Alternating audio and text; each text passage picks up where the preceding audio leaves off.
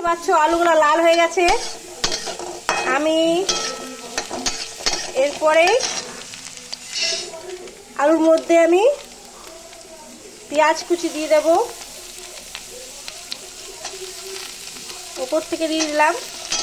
তোমরা বলতে তেলে দিতে পারো, তেলে দিয়ে ভাজতে পারো, কিন্তু আমি উপর থেকে দিলাম। আলুর মধ্যে পেঁয়াজ দিয়ে দিলাম, উপর থেকে দিলে পেঁয়াজ টেস্ট হয়।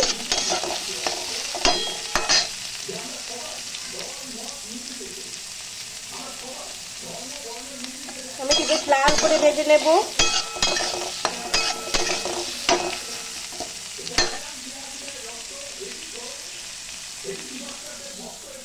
আগে দেখতে পাচ্ছি আমার বড়ি ভাজা হয়ে গেছে। এখানে পোস্ত আছে, লবণ আছে, টমেটো কুচি আছে, এগুলো দিতে হবে।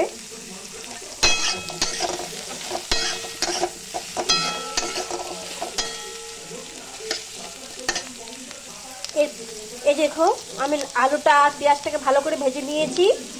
এরপর আমি এর মধ্যে টমেটো কুচি দিয়ে দিলাম, দেখতে পাচ্ছ। টমেটো কুচি দিয়ে দিলাম।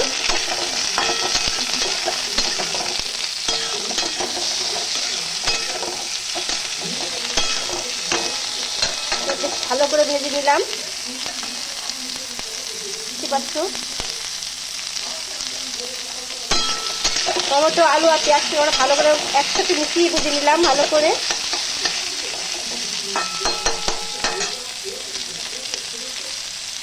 খুব সুন্দর গন্ধ আসছে, দেখতে পাচ্ছ।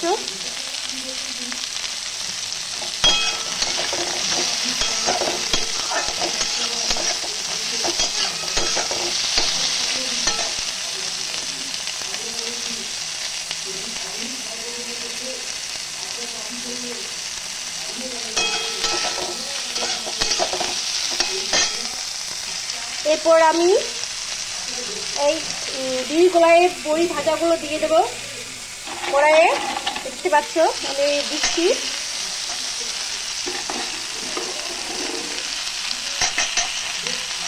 এটাকে একসাথে মিশিয়ে ভালো করে ভেজে নেব।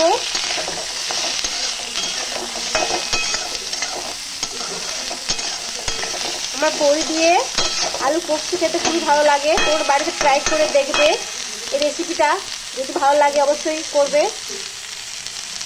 এরপর আমি এর মধ্যে লবণ দিয়ে দেব,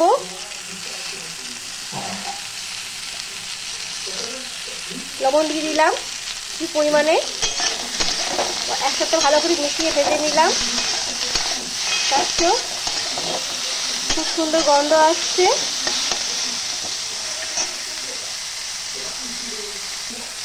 ভালো করে ভাজা হয়ে গেছে কলাইয়ের বড়ি, আলু, পেঁয়াজ, টমেটো, লবণ দিয়ে একসাথে ভালো করে ভেজে নিলাম। এরপর আমি এটাকে এর মধ্যে জল দিয়ে দেব।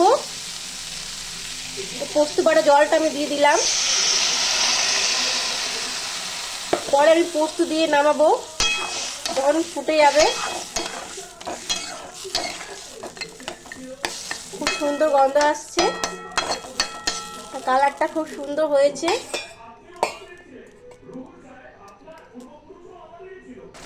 এই দেখো বন্ধুরা, এটা বেশ ভালো করে ফুটে গেছে।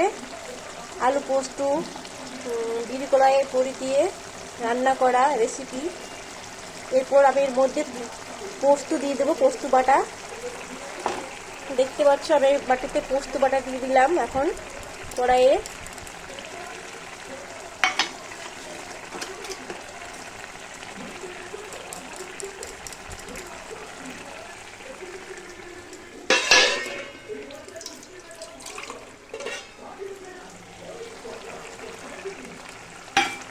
এরপর এটাকে আমি ভালো করে নেড়ে নেব।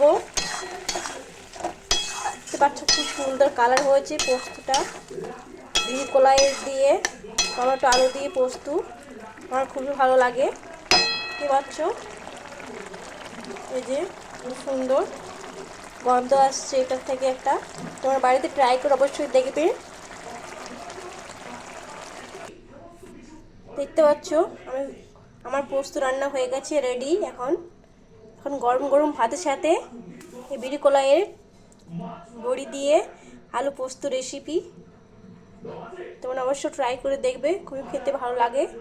আমি আমি এখন এইমাত্র খাবো গরম গরম ভাতের সাথে। তোমরা অবশ্যই ট্রাই করো, ঠিক আছে? Tata, by.